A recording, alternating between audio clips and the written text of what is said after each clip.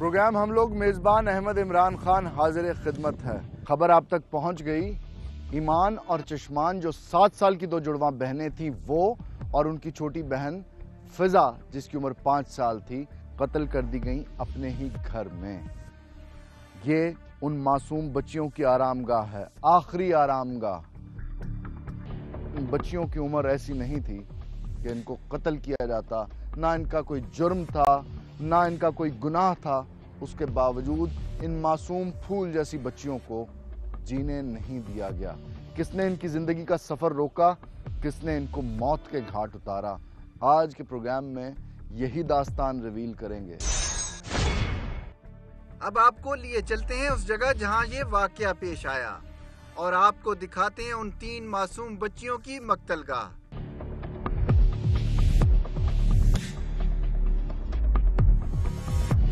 इरशाद और शबाना जो कि मुतवसत तबके से ताल्लुक़ रखते थे, बल्कि गरीब तबके से ताल्लुक़ रखते थे, इस कच्चे मकान में रह रहे थे। गो कि वो थे गरीब, लेकिन कुदरत ने उनको 5 अनमोल औलाद के तोहफों से नवाजा था। वो बच्चियां ईमान, चश्मान और फिजा जो कि इरशाद और शबाना की बच्चियां थीं, इस कमरे में आखिरी रात सो रही थीं। इस कमरे में जब माँ अपने 2 बेटों के साथ फैमिली में एक मैरिज फंक्शन अटेंड करने के लिए गई, वो बच्चियां यहीं पे छोड़ के गई थी। वो बच्चियों की मक्तलगाह ये कमरा है। इस कमरे की कच्ची दीवारें, इस कमरे पे लटकी हुई ये बोसीदा चीजें उन बच्चियों की आखिरी रात की शाहिद हैं। 7 जून 2015 रात 8 बजे इस कमरे में क्या हुआ होगा कि ईमान, चश्मान और फिजा बतदरीद 7 साल की 2 जुड़वा बच्चियां और एक 5 साल की बच्ची किसने गला घोंट के मार दिया, ये बताने की हिम्मत मेरे में नहीं है। ये प्रोग्राम के अगले हिस्से में आप जान जाएंगे कि उन 3 मासूम बच्चियों का कातिल कौन था। मैं जो सोच नहीं पा रहा कि 7 तारीख को रात 8 बजे जिस भी सफाक शख्स ने उन मासूम बच्चियों का गला घोट घोट के मारा, उन 3 बच्चियों ने किस तरह से दम तोड़ा होगा। वो क्या सोच रही होंगी, ये कातिल कौन है, ये क्यों मार रहा है। उनको बिल्कुल अंदाजा नहीं होगा कि उनको किस जुर्म में सजा दी जा रही है, कि उन्हें ऐसी सजा दी जाए कि वो इस दुनिया में ना रह पाएं। वो बच्चियां किसने कत्ल की, ये रिवील करना बहुत जरूरी है। टीम हम लोग ने राब्ता किया कत्ल होने वाली 3 मासूम बहनों के चचा और दादी से और इस वाक़े के बारे में बात की। इंटरव्यू के दौरान बच्चों के चचा ने कातिल के बारे में जो इंकशाफ किया, ये सुनकर आपका दिल दहल जाएगा। आइए देखते हैं। फैसलाबाद के मज़ाफ़ात में चकझुमरा 113, जहां पे वो बच्चियां अपने वालिद इरशाद और अपनी वालदा के साथ रहा करती थी। उन बच्चियों का कत्ल किस तरह से हुआ, क्यों हुआ, ये होने जा रहा है रिवील प्रोग्राम के इस हिस्से में। और उन बच्चियों के ताया और दादी हमारे साथ मौजूद हैं। आपका नाम क्या है? मुश्ताक है। मुश्ताक, क्या हुआ 8 तारीख को, किस तरह से आपकी भतीजियों का इंतकाल हुआ? सर जो है ना, सारी अहला खाना शादी पे गए थे, इसलिए हमारा भाई जो था उनने वो 3 बच्चियां कोल रख ली। मैंने बोला भी क्यों, भी तू ये बच्चियां क्यों कोल रख ली हैं?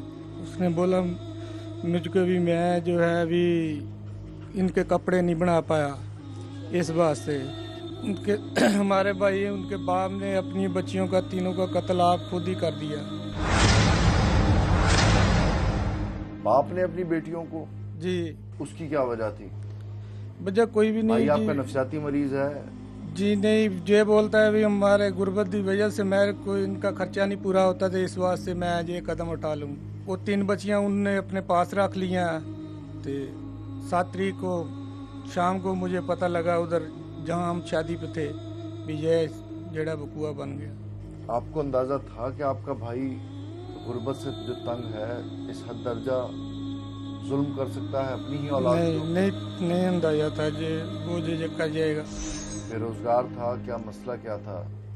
नहीं, बेरोजगारी पहले इधर एवी कलर में काम करता था, कपड़े वाली फैक्ट्री में। 21 पिछले महीने की 21 तारीख का रियान दे दिया, कहता भी उधर गर्मी है मैं काम नहीं करूँगा।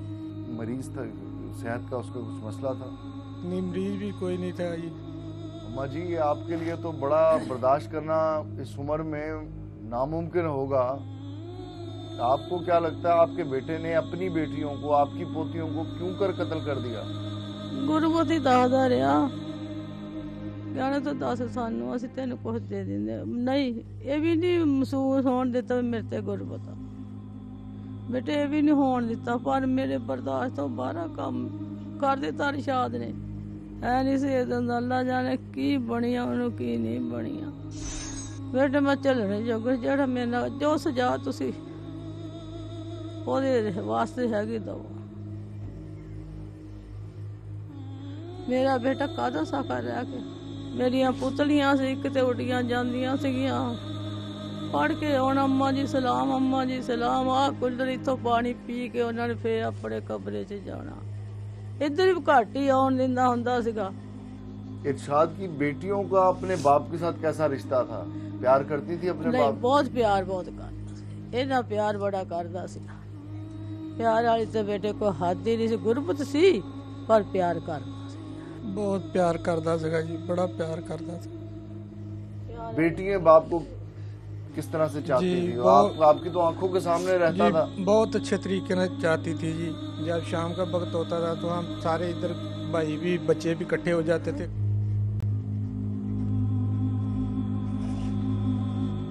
जरा ये छोटे भाई को दीजिएगा। आप बच्चियों के सबसे छोटे चचा हैं?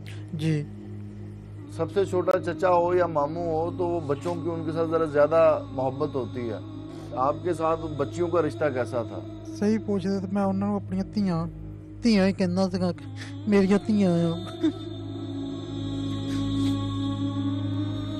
ਕੋਈ ਸਮਝ ਨਹੀਂ ਕਿ ਸਾਡੇ ਭਰਾ ਨੂੰ ਕੀ ਹੋ ਗਿਆ। ਅਕਲ ਸਮਝ ਸਾਡੀ ਤਾਂ ਬੰਦ ਕਰ ਗਿਆ ਉਹ ਬੰਦਾ। किस तरह कोई बाप इस तरह भी कर सकता? रोजगार की वजह से इरशाद परेशान रहता था अक्सर। अक्सर ਉਹਨੇ ਇਹੀ ਗੱਲ ਕਰਨੀ ਕਿ ਮੇਰੀਆਂ 4 ਬੇਟੀਆਂ ਆ ਤੇ 1 ਬੇਟਾ ਆ। ਮੈਂ ਉਹਨੂੰ ਕਿੰਨੀ ਇੱਕ ਦਫਾ ਨਹੀਂ ਕਈ ਦਫਾ ਕਿਹਾ ਕਿ ਚੱਲ ਤੂੰ ਇਸ ਤਰ੍ਹਾਂ ਕਰ, ਆਪਣੀਆਂ 3 ਬੇਟੀਆਂ ਜਿਹੜੀਆਂ ਨਾ ਮੈਨੂੰ ਦੇ ਦੇ, ਮੈਂ ਸ਼ਾਦੀ ਨਹੀਂ ਕਰਾਉਂਦਾ, ਮੈਂ ਇਹਨਾਂ ਦੇ ਸਾਰੇ ਆਪਣੀ ਜ਼ਿੰਦਗੀ ਸਾਰੀ ਕੱਢ ਦੂੰਗਾ। ਫਿਰ ਉਸ ਇਹ ਵੀ ਨਹੀਂ ਕੰਮ। ये है वो जमीन जहाँ पे रिश्ते इतने मजबूत हैं कि एक चचा, एक भाई अपने बड़े भाई को कह रहा है कि अगर तू अपनी बेटियों से इतना मजबूर है गुर्बत की वजह से और तुझसे मेहनत भी नहीं हो रही तो मैं शादी नहीं करता और अपनी सारी जिंदगी डेडिकेट कर देता हूँ तेरी बेटियों के लिए। इरशाद दा अपनी बेगम दे नाल कोई लड़ाई झगड़ा नहीं बेटे, असि नहीं कदी भी सुनिया। काम करने का शौक नहीं था उसको, मेहनत करने का शौक नहीं था? करदा भी हैगा सी, नहीं सी भी हैगा, करदा भी हैगा सी। इरशाद जुआ भी खेलता था? जी नहीं। और नशा वगैरह? जी, सिगरेट पींदा सिगरेट पींदा था जी। जब उसने नौकरी छोड़ दी, इस्तीफा दे दिया पेंट की फैक्ट्री में, तो फिर उसने काम क्या शुरू किया अपनी रोजी रोटी के लिए? उसके ससुराल वालों ने उसे रक्षा दिया कि ये चला ले। वो कह रहा था कि मुझसे गर्मी में काम नहीं होता, तो वो मेरी पास ही दुकान है उस पर गया और कहने लगा कि 2000 रुपया दो। मैंने ये भी नहीं पूछा कि तुमने क्या करना है, उसने ही बताया कि मैंने रक्षा ठीक कराना है, 2000 रुपया मुझे दो। मैंने 2000 रुपया निकाल कर उसे दे दिया, बस और कोई बात नहीं। उसी दिन 7 तारीख को 7 तारीख को तकरीबन 7-8 बजे।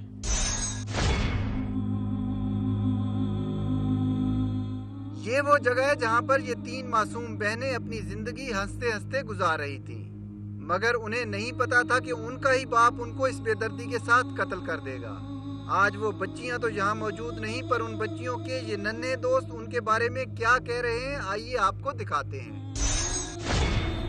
मेरी बहन अल्लाह के पास चली, फिजा के साथ मैं बहुत घूमती थी और उस भी खेलती थी। वो हमसे साथ खेलती भी थी, घूमती भी थी। हम के साथ वो बाहर भी जाते, चीज़ लेने भी जाती थी, हम उसके साथ इधर खेलती थी।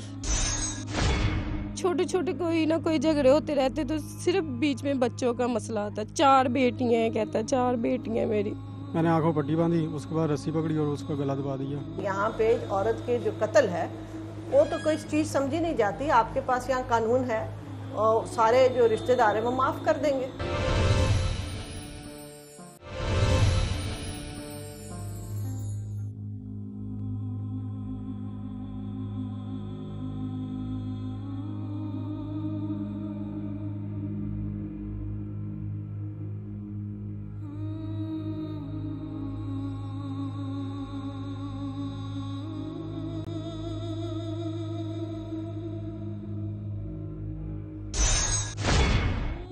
मकतूला चश्मान जो 7 साल की थी, उसके जेर इस्तेमाल इम्तहानी गत्ता मेरे हाथ में है। इस गत्ते के ऊपर कैप्शन है, या इलाही क्या करूं पर्चा बड़ा दुश्वार है, नकल लगाई नहीं जा सकती निगरान बड़ा होशियार है।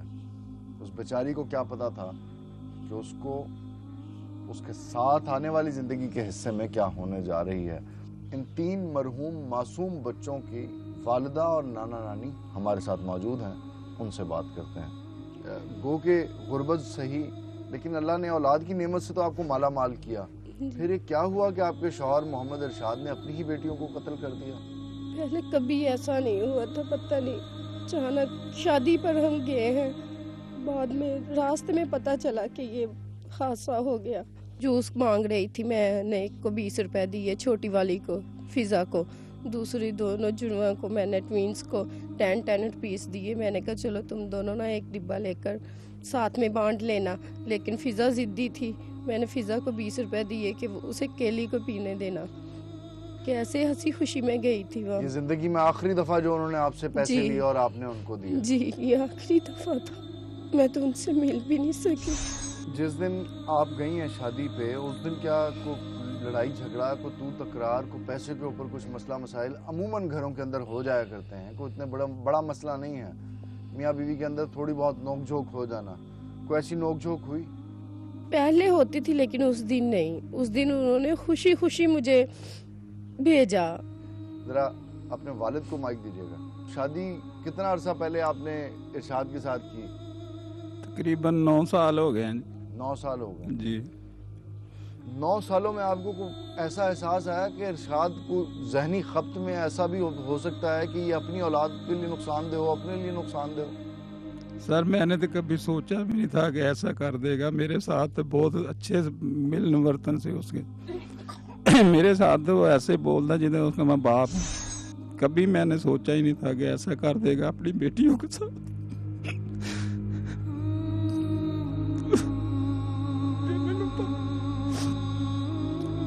ये मुझे पता होता मैं उसके पास क्यों अपनी बेटी को छोड़ता, मैं अपने पास रख लेता उसको। निकी निकी मासूम बच्चियों के गले में रस्सी डालकर फंदा देकर ऐसा आदमी मैंने जिंदगी में पहली मर्तबा देखा। कुछ दिनों पहले उसने अपनी नौकरी से इस्तीफा दिया। जी सर। आपको पता था इसका? हाँ जी, मुझे मेरी बेटी ने बताया था। मेरे पास CNG रक्षा है तो कहता मैं रक्षा चलाना है, अब्बू मुझे रक्षा दे दे। हाँ। मैं क्या बेटे आके ले जाएं तो आप चला लें। रक्षा जब आया तो रक्षा आने के बाद कुछ दिहाड़ी लगानी शुरू कर दी थी इरशाद ने? नहीं, सोया हुआ था अंदर कमरे में, जा तो टीवी देख रहा था। मैंने इतनी मिनटें करके मैंने कहा जाओ, एक बाहर से ही कोई सवारी आ गई कि हमें कमालपुर छोड़ा। मैंने कहा जाओ, ऐसे रक्षा खड़ा है, तुम लेकर जाओ ना, कुछ तो आएगा। कहते मुझसे नहीं चलेगा रक्षा, मुझसे नहीं चलेगा। फिर भी नहीं गया। फिर शाम को हुई, फिर मैंने अब्बू से बात की। मेरा मोबाइल ही उसने बंद कर दिया। कहने लगा तुम तो रिपोर्ट देती हो अब्बू को कि ये रक्षा चलाने नहीं जाता, ऐसे ही लाकर खड़ा कर दिया। फिर शाम को उठा और रक्षा को साफ किया, लेकर गया। जब वापसी आया तो कहने लगा मैं ऐसे उल्टने लगा था, मैं ऐसे उल्टने लगा, ये खड़ा है रक्षा, ये लो चाबी, उन्हें को आकर ले जाए, तो मुझसे नहीं ये बीच नहीं चलेगा।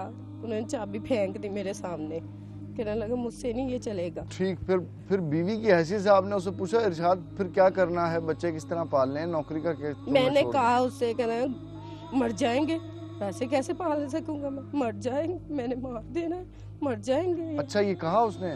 जी, उसने खुद कहा था। कितने दिन पहले? ये ऐसे छोटे छोटे कोई ना कोई झगड़े होते रहते, तो सिर्फ बीच में बच्चों का मसला आता। 4 बेटियां हैं, कहता 4 बेटियां मेरी। मैंने कहा मैं पाल लूँगी, तुम मुझे छोड़ दो। मैंने ये भी कहा, मैंने कहा मुझे छोड़ दो, उधर अम्मा है। मैंने कहा तुम कैसे बाप हो, खुदा ताला तुम्हें रिज़्क कैसे देगा, तुम बच्चियों को, रहमतों को मारने की बात करते हो। बच्चियों के साथ आपकी तो एक एफिलिएशन, मोहब्बत अपनी जगह पे, आप माँ हैं, वो आपकी बेटियां थीं, आप उनका आइडियल होंगी और वो आपके साथ ज़्यादा वक्त गुजारती होंगी, लेकिन हाँ जी। इरशाद के साथ उनका प्यार कैसा था? अपने बाप के लिए उनके जज्बात क्या थे? बाप के लिए, मम्मा ना छोड़ कर जाना, पापा हमें मारता है, मम्मा ना छोड़ना, यही कहती थी। मैं जब भी अम्मी के यहाँ 2 दिन चली गई तब उसने पीछे रखी, 2 दिन रखे बच्चे को, छोटी को साथ ले गई, दूसरे 4 बच्चों को उसके पास छोड़ कर गई।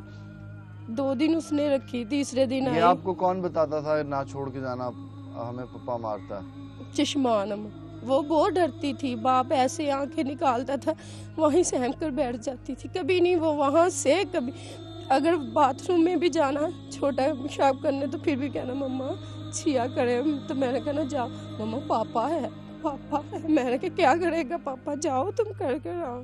मैं ये अपील करती हूँ कि उसको दर्दनाक सजा दी जाए, मौत दी जाए, ऐसे जैसे मेरी बच्चियों की उसने तड़प तड़प कर जान निकाली। शबाना, वो तो जहालत के समुंदर में डूबा हुआ इंसान था, आप अपनी बेटियों को क्या बनाना चाहती थी? मैं अपनी बच्चियों को बहुत ख्वाब देखे थे, बहुत कुछ बनाना चाहती थी।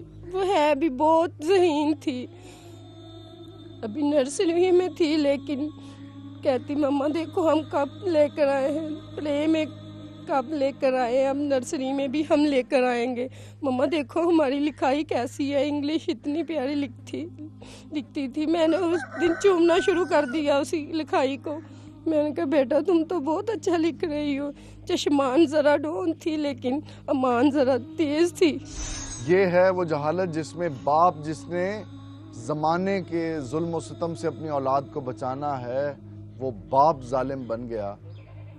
वो बच्चे जो बाप के साथ, जिनकी आबयारी होनी चाहिए थी, जिनकी सिक्योरिटी होनी चाहिए थी, वो बाप ही सबसे बड़ा खदशा बन गया अपनी औलाद के लिए। गुर्बत, फिर उससे बढ़ के हड हरामी का वो सरतान जो हमारी कौम के दिमाग की नस नस में घुस चुका है। मेहनत नहीं होती, बस किसी ना किसी तरह मनोसलवा घर के अंदर उतरता जाए। मुझे यकीन है कि इस दर्जा बदखसलत बाप अपनी औलाद की तालीम में क्या इंटरेस्टेड होगा, इसका अंदाज़ा आप भी लगा सकते हैं।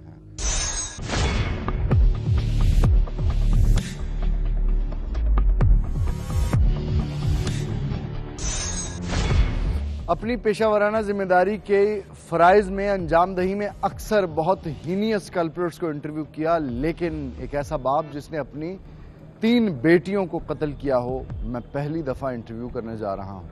वो शख्स हमारे साथ मौजूद है, मोहम्मद इरशाद। इसने ये घिनौना अमल क्यों किया, मुहर्रकात क्या थे, इसकी अपनी ही ज़बानी सुनते हैं। इरशाद, ये अपनी बेटियों को तुमने कत्ल क्यों किया? गुर्बत की वजह तो जी, गुर्बत की वजह तो, गुर्बत की वजह से। गुर्बत किस वजह से थी? फैक्ट्री में तनख्वाह कम है, 5 बच्चे थे, ठीक है, इसलिए पेट नहीं पाल सका उनका। ठीक है, पेट तुमने मार दिया गला दबा के? मैंने 3 मार दी। 3 मार दी? 3 मार दी। गरीब क्यों थे तुम? ये तो पैदाइशी का वो होता है कि गरीब पैदाइशी होता है। गरीब पैदाइशी होता है, जो गरीब है वो गरीब के घर पैदा हुआ वो सारी उम्र गरीब, वो सारी उम्र गरीब ही रहता है। अच्छा, गुर्बत, गरीब तो बहुत सारे हैं। अपनी बेटी नहीं मारता कोई, तुमने क्यों मारी? अपनी ही बेटी, तुमसे मेहनत नहीं होती थी? तुमने नौकरी छोड़ी अभी पेंट वाली फैक्ट्री से कि वहाँ पे हीट थी, इसकी वजह से तुम वो नहीं कर सकते थे, काम नहीं कर सकते? काम करने गया था, 1 दिहाड़ी लगाता था, 2 दिन बीमार रहता था। इसलिए बीमारी क्या हो जाती थी तुम्हें? बीमार हो जाता था। क्या बीमारी? उल्टियाँ लगती थी, गर्मी बहुत थी वो। चलो वो नौकरी तुमने छोड़ दी, फिर तुम्हें रक्षा मिल गया? रक्षा मिल गया, वो चलाने निकला। तुम्हारे ससुर ने तुम्हें रक्षा दे दिया? हाँ, वो कितने दिन चलाया तुमने? वो मैंने 2 दिन चलाया, मुझसे नहीं चला। क्यों, तुमसे क्यों नहीं चला? मुझे ड्राइवरी नहीं आती थी। ड्राइवरी नहीं आती थी या हड हरामी थी? नहीं, हड हरामी किस बात की? घर से निकलेगा नहीं, रक्षा तेरा घर पे खड़ा रहेगा, तो अब अल्लाह मियां मनोसलवा तो नहीं भेजेगा तेरे लिए आसमान से? नहीं, मैं 2 दिन लेके गया, मेरे को मुझसे चला लेके निकला, सोता रहा। तुम्हारी बीवी ने बताया कि तुम सोते रहे हो 2 दिन, तुमने उसका मोबाइल ऑफ कर दिया कि उसके अपने बाप को ना वो बता सके कि रक्षा तो तुमने दे दिया, ये घर पे मरा पड़ा है। मसला क्या है? दिमाग का मसला था, जिस्मानी तुझसे मेहनत होती नहीं थी, तूने अपनी बेटियां मार दी। तू इंसान है, तू जानवर है। बेटियां मारने का इरादा तो तुम्हारा बहुत पहले का, साल पहले से तुम बढ़ के मार रहे थे, तुम बेटियां मार दोगे। वो इसीलिए कर रहा था कि मैं सिर्फ बेटियों का देखा नहीं जाता था कि मैं अब ये हालात है कि शादी कैसे करूँगा। 7 साल और 5 साल की बच्ची का तुम शादी की तुम्हें अभी से टेंशन पड़ गई। वही इसीलिए कि मैं उनके साथ अब मैं इनका खर्चा नहीं पूरा कर सकता, तो पहले बाद में इनका क्या करूँगा। तुम मेहनत नहीं करते थे, वो उस पर कभी ज़हन नहीं आया कि यार मैं जानवरों की तरह घर में पड़ा रहता हूँ, कुत्तों की तरह, मैं घर से निकलूंगा नहीं, मेहनत नहीं करूंगा, बाहर पसीना नहीं बहाऊंगा, तो उनके लिए कैसे कमा के लाऊंगा। सर मैं तो उनके लिए मेहनत करता रहा। ये मेहनत की तूने, बेशर्म इंसान, तू अभी भी अपनी मेहनत की औकार है। बेगैरत रिक्शा तेरे ससुर ने तुझे लेके दिया, 2 दिन तू मरा पड़ा, घर पे रहा, नशा करके पड़ा रहा। तू मेहनत क्या, गुर्बत क्या बेच वो कर रहा है, बकवास किया जा रहा है गुर्बत की। गरीब होगा आदमी तो अपने बच्चे मारने शुरू कर देगा। पहले किसका गला तुमने गला दबाया, किस तरह से गला दबाया? गला दबाया किस चीज से? रस्सी से लेकर गला दबा दिया। कितनी देर गले में रस्सी डाल के बैठे रहे? जब उसको दम निकल गया। कितनी देर में निकला दम? तड़पी तो होगी ना वो तड़पती रही में, लेकर मैंने आंखों पे पट्टी बांधी हुई थी। तुमने आंखों पे पट्टी कौन सी बांधी थी? बुटाकी की पट्टी बांधी थी, इसलिए कि मैं उनका ये देख नहीं सकता था। नहीं तो तुम आंखों पे पट्टी बांधी हुई थी तो गले में रस्सी और वो 3 बच्चे, ये क्या तुम यहाँ पे अब आके वो कर रहे हो, ड्रामेबाजी लगा रहे हो? सर ये ड्रामेबाजी नहीं है, वो हमारा एक कमरा, एक 3 कमरे थे। मैं घर तुम्हारा देख के आया हूँ, उसको मैं कमरा देख के आया जिसमें तुमने उनका गला घोंट के मारा है। वो पहले इधर। मुझे ये बताओ कि जब तुमने चश्मान का गला घोंटा, तुम कह रहे हो तुमने पट्टी बांध ली थी आंखों पे? आंखों पे पट्टी बांध। दिमाग खराब है तुम्हारा? मैं उनका वो बर्दाश्त नहीं कर सकता था। क्या बर्दाश्त नहीं कर सकता था? उनको मारने को उनकी जो चीखें निकल रही थी। How sensitive. 3 बेटियां कत्ल करने लगा है, कमरे में जा रहा है, 1 साल से इरादा किया हुआ है। गला घोटने से पहले इसकी वजहदारी देखिए कि आंखों पे पट्टी बांधता है कि इसका दुख बाप का, इसका सीना फट जाना था अगर ये अपनी बेटियों को तड़पते हुए देख लेता। चश्मान के मुंह से कुछ चीखें वगैरह निकल रही थी, वो किस तरह रोकी तुमने? साथ वाले बच्चों को नहीं पता लगा कमरे में? वो पल्ले कमरे में थे ना, उन्हें बिल्कुल नहीं पता लगा? बिल्कुल नहीं पता लगा। तुमने चश्मान का गला दबाया, उसका सफाया किया, उसको कत्ल किया, मंजी पे लिटा दिया। मंजी पे लिटा दिया। फिर किसको बुलाया? फिर दूसरी बच्ची को मैंने कहा बर्तन धोकर लेकर आओ। बर्तन धोकर लेकर उसके साथ भी यही काम किया। उसका गला घोटा, उसका गला भी घोटा। उसने पूछा नहीं अब्बू ये पापा ये क्यों लेटी हुई है, चश्मान क्यों सो गई? पूछा था। तुमने क्या कहा? मैंने कहा सोई हुई है। ईमान को तुमने क्या कह के उसके साथ भी यही आंख पे पट्टी बांध के खेला? जी उसके साथ भी यही खेला। उसको कत्ल करते हुए भी तुमने आंख पे पट्टी बांधी हुई थी? उसको भी कत्ल करते हुए आंख पे पट्टी बांधी थी। फिर आखिरी बारी आई किसकी? फिजा की। तो वो 7 साल की थी, वो मुझे बहुत प्यार करती थी। 7 साल की तुझे बहुत प्यार करते थे? नहीं, वो 5 साल की बहुत प्यार करती थी मुझसे। वो क्या कहती थी? वो पापा कहती थी। अपने प्यार का इजहार किस तरह करती थी? वो पारियां लेती थी पापा पापा कहकर। उसको जब तुम गला दबा के उसका मार रहे थे, उसको भी रस्सी से गला दबाया? उसको भी रस्सी से गला दबाया था।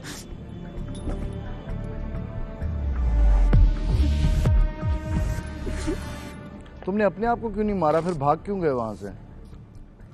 मैं सर 2 दफा दुकान पर गया अपने आप को मारने के लिए। नहीं, वहीं पे फांसी ले लेते, को शरक काट लेते अपनी। घर में इतनी सारी छुरियां मैंने तुम्हारे देखी, को गला काट लेते अपना। वहीं पे जहाँ तुमने बच्चों को कत्ल किया, अपनी भी जान लेते वहाँ पे, अपने आप को खुद सजा देते। मैं समझता हूँ कि एक मुआशरती मसला ज़्यादा है बजाय एक मजहबी मसले के। यहाँ पे औरत के जो कत्ल है वो तो कोई चीज़ समझी नहीं जाती। आपके पास यहाँ कानून है और सारे जो रिश्तेदार हैं वो माफ़ कर देंगे।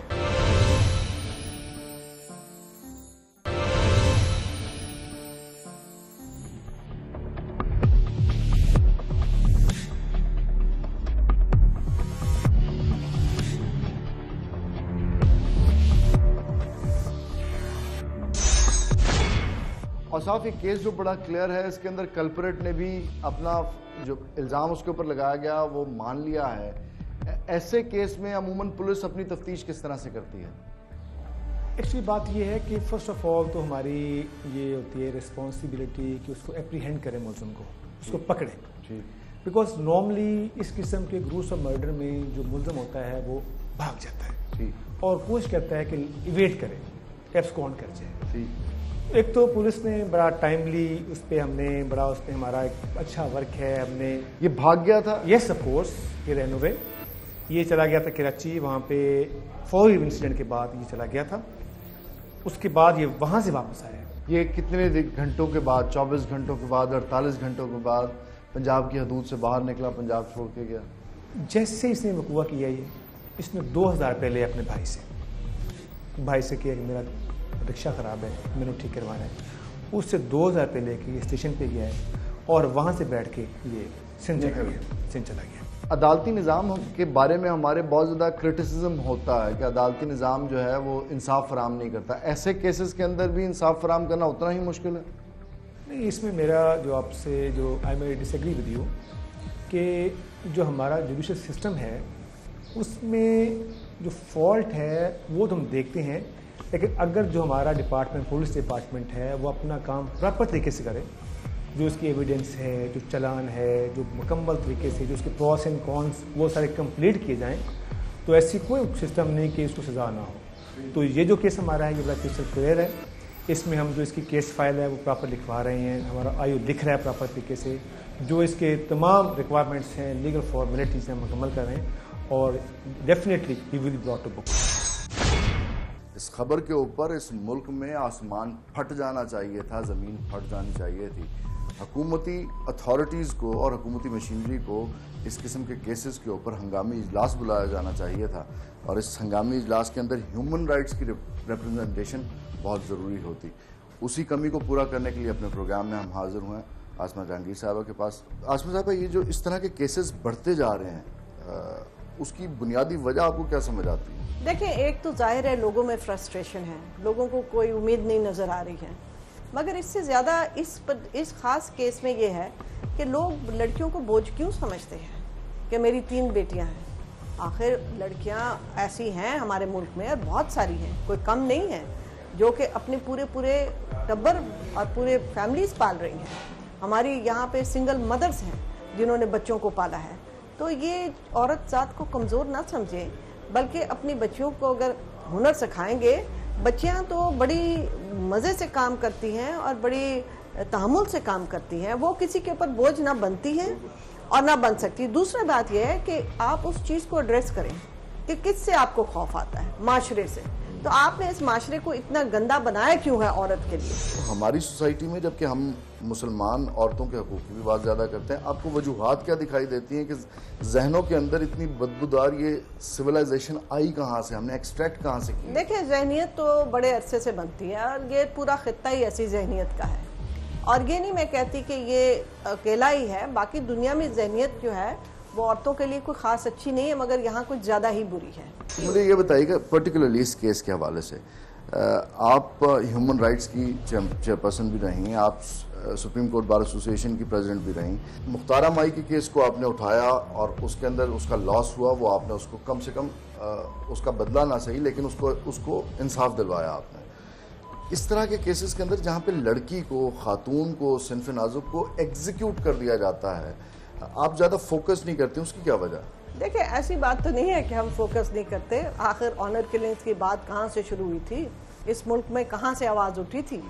ये यहाँ से ही आवाज़ उठी थी जहाँ आप खड़े हैं, और कहीं से ही आवाज़ नहीं उठी थी।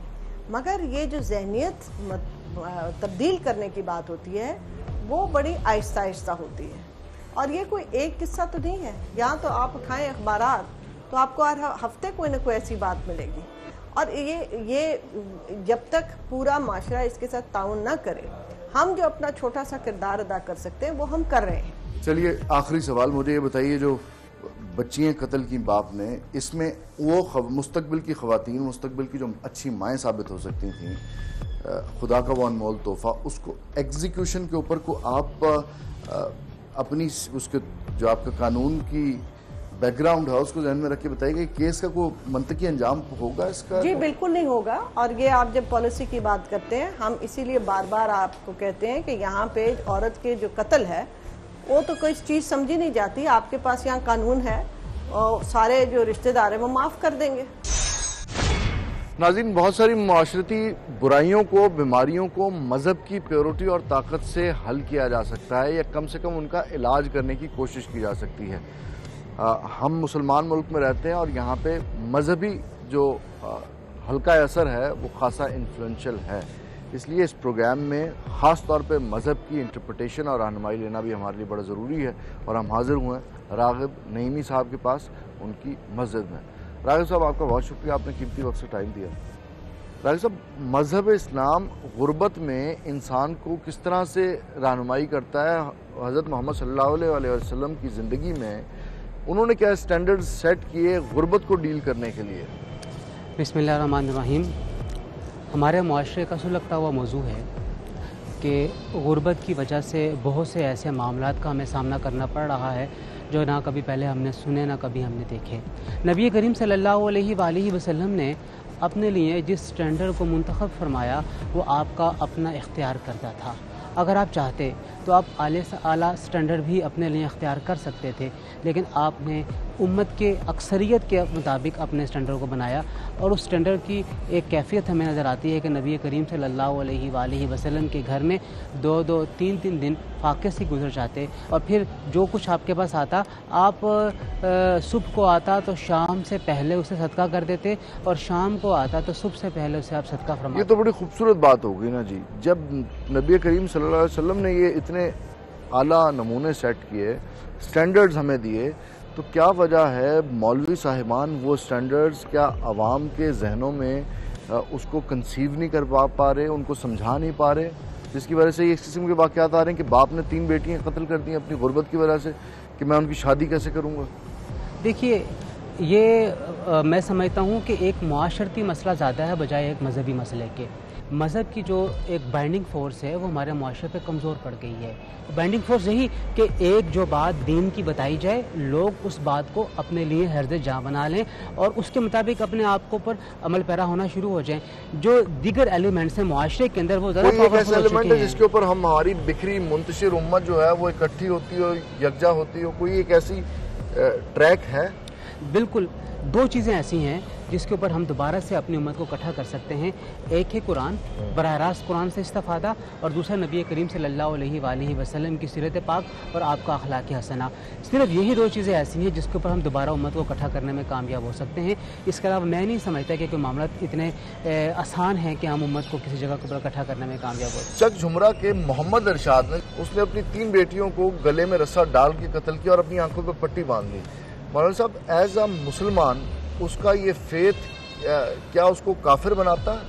देखिए, अगर उसने ये चीज़ जानकर कत्ल किया, ये समझ के कत्ल किया कि इनका कत्ल करना मेरे लिए अब जायज़ हो गया है, जायज़ तो उसने माना है कि जायज़ नहीं था, जायज़ नहीं, तो फिर आंखों पे पट्टी बांधी ताकि बेटियों की तकलीफ ना देख फिर वो काफिर तो नहीं हुआ है, लेकिन वो गुनाह कबीरा का मुर्तकिब हुआ है। आपका आपने टाइम दिया। ख़वातीन और हज़रात, प्रोग्राम के इस हिस्से में जब हम क्लोज करने जा रहे हैं, मेरा सबसे बड़ा कंसर्न ये है कि ये प्रोग्राम जिसके अंदर आपने मोहम्मद इरशाद की कहानी देखी जिसने अपनी 3 बेटियों को कत्ल किया गले में रस्सी डाल के, ये तहरीक ना बने उन गरीबों के लिए जो कि स्क्रीन के उस तरफ बैठे हैं, क्योंकि नबी करीम सल्लल्लाहु अलैहि वसल्लम की अपनी हदीस है, जैसे मौलाना साहब ने भी अभी कहा कि गुरबत मुफलिसी इंसान को कुफर पर आमादा कर देती है। इस शख्स ने भी मुसलमान होने के बावजूद इसने कुफर किया, इन खुदा की सबसे कीमती अनमोल नेमत तोहफ़ा इंसानी जान की सूरत उसको कत्ल करके,